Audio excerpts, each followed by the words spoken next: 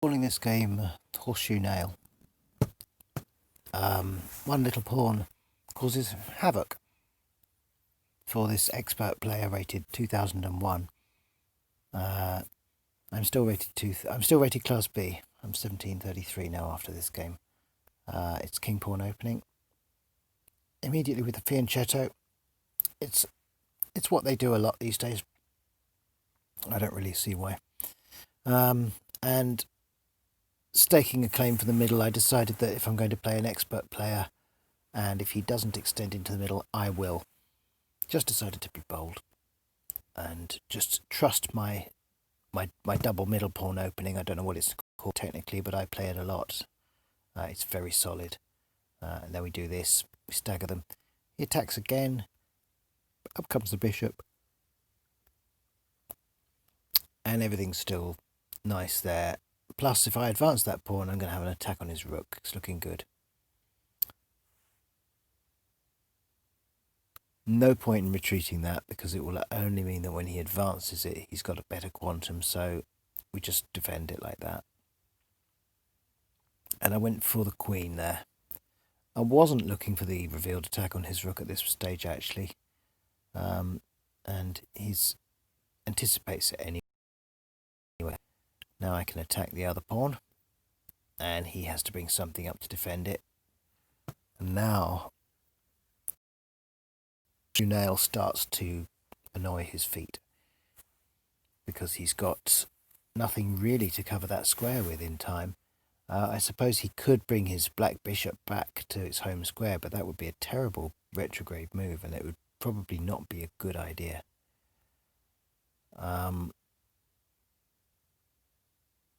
It would renew also the threat of queen taking rook, with the possibility of him trapping the queen. So he tries to kick the knight like this. It's a bit of a silly thing to do, because the knight clearly is going to go there. Check. Has to move this king. I mean, or else to exchange it for a queen, which he's not going to do. So king's got to move. Not very good, really, is it? Not very good. And not really many options of where to move to.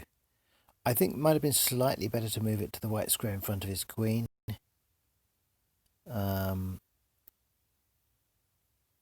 Maybe not. Maybe not. I don't think. I think he was out of options, to be honest. But knights are always scary when they're that high up the board and you've got no pawns to chase them back with. And your bishop, the only bishop that you can chase it back with, is out of reach, and so is the knight. So now, out comes my bishop here. Just felt like a natural place to put it. Not cramping the queen's style too much, but doing something. Otherwise, he'll tend to try and take that knight, and then when I recapture the pawn, I've exposed my king if my king has castled that side. So that's the idea with that, getting that bishop to that square there. And he brings his knight out, probably a lot to do with just making space for his king, making safe squares for his king. Hasn't yet got a square he can move his knight to attack my knight. And I can castle already, and it's just looking very bad for him already. And now he's managing to attack from here with his knight, and he's attacking both the queen and the knight. I've got this rather nifty move here, which sort of means that I can recapture with the pawn and still protect it. And that's what happens. I decide to recapture the pawn rather than the queen, rather than force the exchange and be left with a pawn that's perhaps a little bit difficult to defend. I'd rather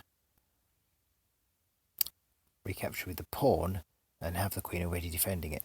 But before doing that, I did this little move here, because actually I've got bags of time here. That knight's pinned. It's pinned itself. So I've got time to just cover this pawn here down on the bottom, so that once I've moved the other pawn out of the centre of the board to take that knight, he can't just steal a pawn in the corner there. Now his queen moves here, and I take. And he can't recapture. He's got to just move the queen out of the way. So this is really nice, really nice. And you know, even when I wasn't as experienced, I would have done things like losing that B file pawn. Just little touches like that that make the difference. Now, of course, I'll have an instant check if I ever advance that pawn. It's a horrendous position for white to be in, actually. The threats are just unbelievable. Now, this gives him the possibility of having a passed pawn. Tries to kick the queen, but of course he's now going to be quite a long way from kicking her. Takes that, recapture, and I have a passed pawn now, of course. And now he's just trying to kick the queen. He's just trying to do what he can. These are the moves of a desperate man. Yeah, B4 would have been a bit of a mistake, because after he captures, I'll lose a pawn. I lose the A pawn after my queen recaptures. Oh no, I wouldn't, because his bishop would have to move first. His bishop would have to get out of the way first, and then I'd be able to do the capturing. But then he could do that, you see, and then we're here. It's not that great, is it? It's not that great. Anyways, I didn't do it. I moved my queen back to here. I don't know if it's that good a move. I was just trying to attach it to that white bishop again, so that I could perhaps, skewer something like his queen using my combination of white bishop and queen, and also still defending that pawn. And so we come here with the knight. This is nice. What this sets up is rather good. So he tries to kick the knight. Check here. Bang. And now putting this rook here so that if I move my queen, that pawn will still be defended. I realise now I could have actually taken the G pawn, but I'm still not sure that necessarily would have been the right move. King moves over because obviously he's scared of that pawn advance on the F file, and he's got nothing even to stop it advancing. He's not got the usual pin from the bishop, so yeah, goes into a little hole there, hides in his hole, and that means it's time to bring the rook over to the open file.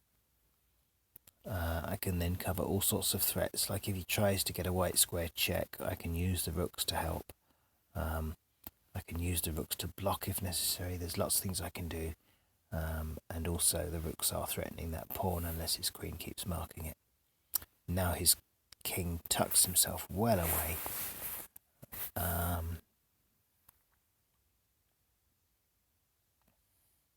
Yeah, I mean, yeah, I suppose it's fair enough. But I've got this pawn here, and his queen can't take anything. She has to just sort of run. And then I've got this lovely move here.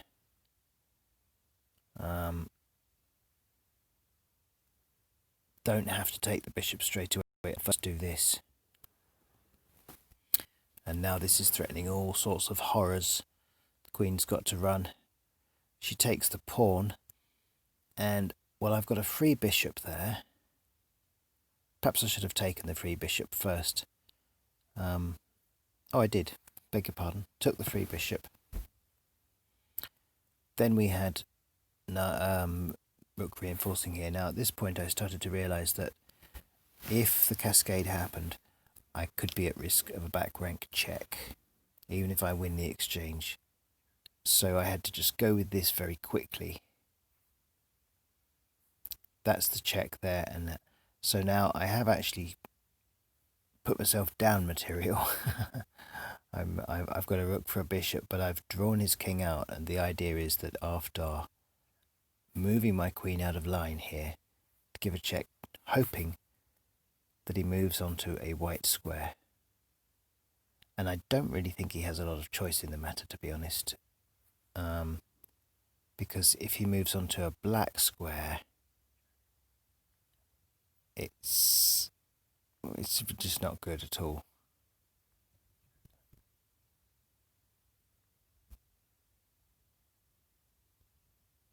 I just don't think that's particularly good. We can do this. He can't really get in with the queen there. Have another check here. It just goes on and on. I don't think it's good for him. It might have been better than what did happen, which was that he did move onto a white square as I had hoped, and I was able to do this revealed check now, having moved the queen out of the way. Do the revealed check by using the bishop and revealing a check on his queen. Now he may well have thought that he was going to be in line for a back rank even if he lost his queen at this point, but he doesn't have time to take the rook with his queen. Otherwise, if he was taking that rook, yes, it would be a back rank checked eventually. But I'm taking, he's only recapturing.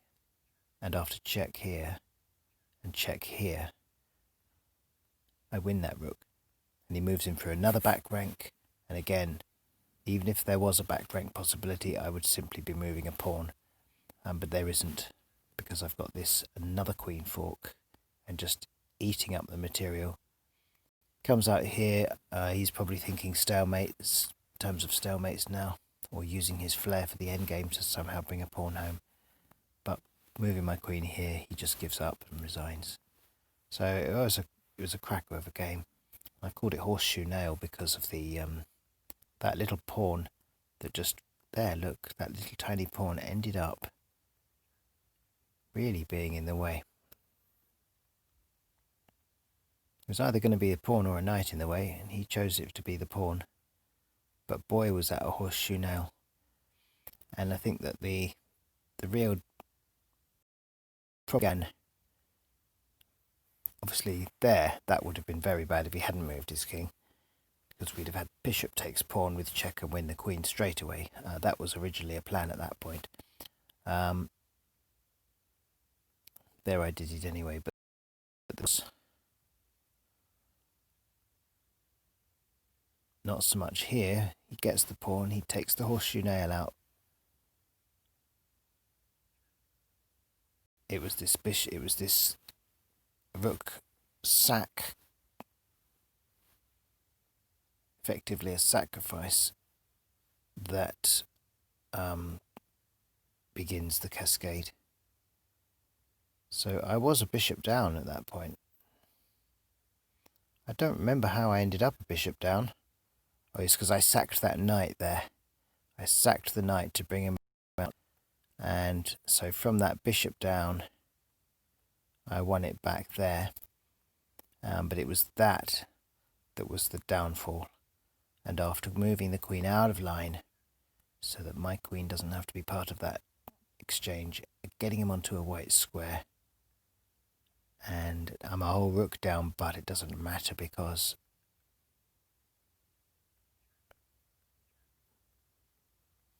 the queen is such a powerful forker. That wasn't swearing. Black resigns at this point.